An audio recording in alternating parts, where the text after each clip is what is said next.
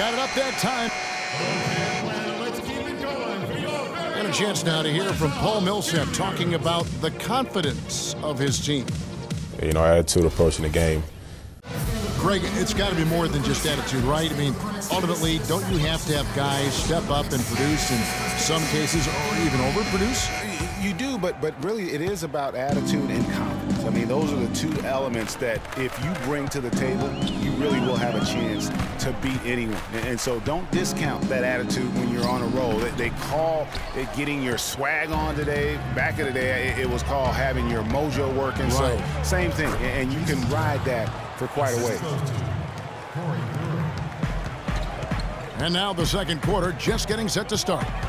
And when you consider how Atlanta is doing, your thoughts? Not much room to operate offensively. The defense has been stifling through the first. Greg, they haven't given up a lot of easy chances at all. And so in the game for the Rockets. Just a good, solid, aggressive finish there on the break. Not going to get much easier than that, Greg. Simple. Oh, that was a great angle we just saw, courtesy of Kia. Beasley with a clean look. Misses the three. Boy, even though he missed, you can't give up that kind of a look very often. The better to be lucky than good sometimes. Fortunately, they didn't get burned on that one. Here's Muscala. It's good. He makes his first shot of the game. That was just a perfect possession, getting it in tight for the high percentage shot. And they've gotten good looks, you know, so that's one reason they're frustrated. Maybe he can come up with something to get them an easy one, maybe get to the line. Yeah, you know, that may be the answer for them. But you know what else, Greg? Ultimately, I think because they're getting good shots, they'll make a better percentage of them going forward. Looking at who's out there now for the Rockets. Monty Eunice is checked in for Beasley. Harden comes in for Corey Brewer. And it's Patrick Beverly in for Jason Terry. And guys, you know, we've talked about it before, but it bears repeating. Dwight Howard may be the best overall rebounder in the last decade. 5 times out of the last 8 years, he's led the league in rebounding. That's almost impossible to do in the modern NBA. Here's Schroeder. Yes, and it's Hardaway picking up the assist. Schroeder's got 5 points now this quarter. I really like the fire, the intensity that they're playing with now. They got off to a tough start there in the first quarter. They didn't shoot it particularly well, but they've played through it. They've been able to stick with it, and that, to me, that shows their resilience. And the Hawks with a completely new group on the floor. Here's Bazemore. Korver kicks the tee. Unloads, and again, it's Atlanta.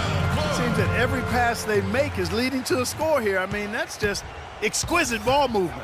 And that's because the ball is looking for the best shot, and it's really paid off for them during the run.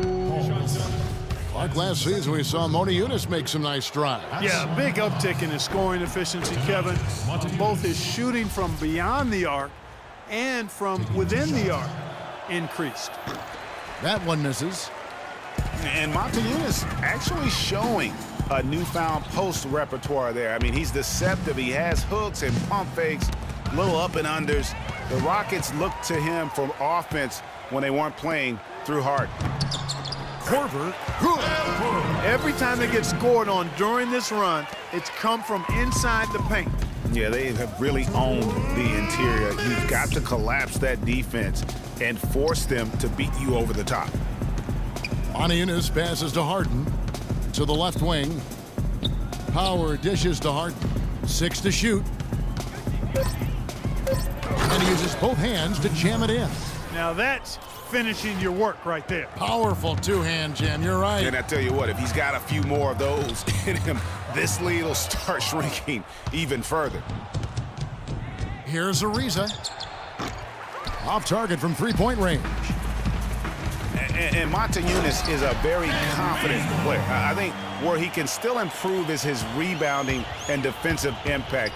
With a 7-foot frame, he's got to learn to play like a 7-footer. +8 in the rebound differential. One more reason why they're in control. Yeah, double-digit advantage on the scoreboard. They've taken the initiative. They've played, I think, with more purpose so far. and an important part of every team's game. A look at the hustle stats for Atlanta.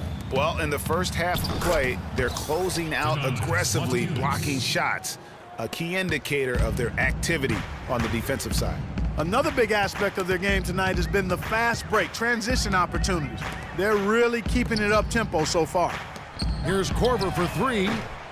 The Rockets pull it in. He's tried to get it going, but the shots simply have not been there. Nothing seems to be falling. The one-hand tomahawk for you, folks. That's automatic highlight reel material. That got their entire bench right up and out of their chair. And Kevin, how about the reaction from his teammates, not just on the bench. Look at the guys even in the game. Rockets trail by 17. All right, let's go. Harden kicks to Motiejunas. It's Harden with the drive.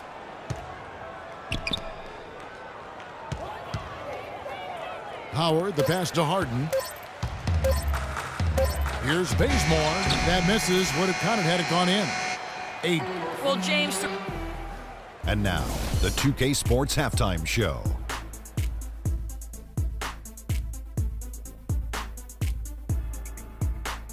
Welcome back, folks. Ernie Johnson here along with Shaquille O'Neal and Kenny the Jet Smith. We're going to break a competitive matchup for Atlanta in the first quarter. Some nice stretches of basketball from them, and at one point, they pushed the lead up to 7. They just... And that's it for halftime as the second half is just about to get underway.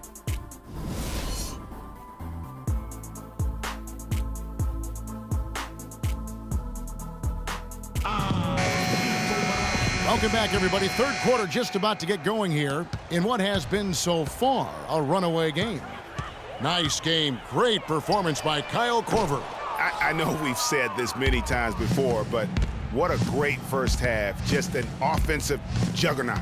And, you know, in the end, I wouldn't be surprised if we're talking about what a great second half he had, guys. I mean, he can usually keep it going for all 4 quarters. Cephalosha is out there with Scott. Then there's Heinrich. Then there's Tim Hardaway Jr. And it's Muscala in at the 5. They're the group for Mike Budenholzer starting the second half. And Mike Scott, a former second-round draft pick who has carved out a role here in the NBA the last 2 seasons, Clark. He was a major contributor off the bench. Yeah, he's a bit of a tweener, you know, not big enough to maintain position down low on a consistent basis and not quick enough to really be a 3-man or small forward, but what he can do is get to the basket, rebound okay, and knock down the deep shot. Rockets trail by 20. The 3 from Harden. The Rockets with another miss. And a big lead for them on both the scoreboard and the backboard thus far. Yeah, rebounding has been a big key in this one, Greg. They've asserted their will and have taken control on the glass. Tim Hardaway Jr., the son of the great Tim Hardaway Sr., had a very good rookie season. However, last season, Clark, not the improvement that some were hoping to see on him. Kevin, you knew the expectations were going to be high going forward, very high. But sometimes you step back before you move forward. He only shot 39% last season, very low for a guy of his caliber. Jason Terry, he's checked in for Houston. And the big lead becomes bigger. They are playing with purpose here tonight, guys. And they're doing it at both ends of the floor. I mean, that's what you like to see. They've been controlling the action from both ends of the court. Brewer is checked in for James Harden.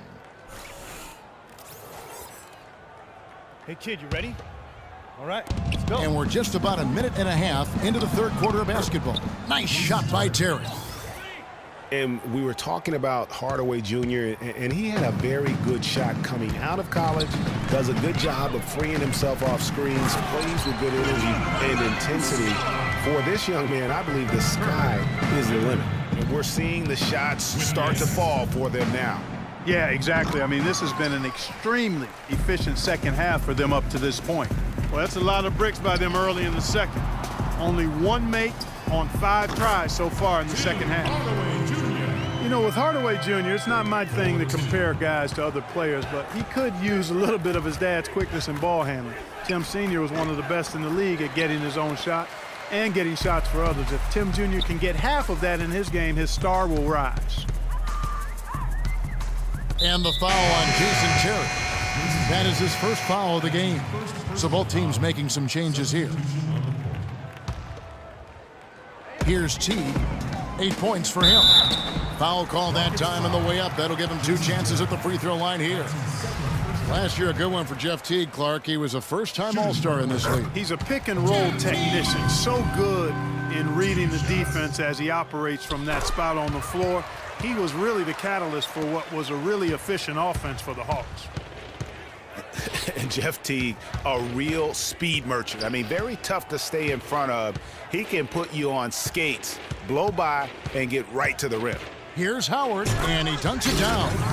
Kevin, I tell you what, when he gets to the rim like that, he's really hard to stop. Yeah, he can get up a few notches higher. There's no doubt. And that's how the game is played on the inside. You can play over the top. You've got a great advantage. Out of bounds, Atlanta takes possession. So for the Rockets, Capella's checked in, and it's McDaniels in for Trevor Ariza. Teague drives in.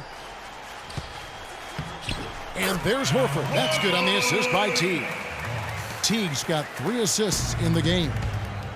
And guys, Jeff Teague, an attack guard. He's just an average 3-point shooter, but he gets to the free throw line in bunches.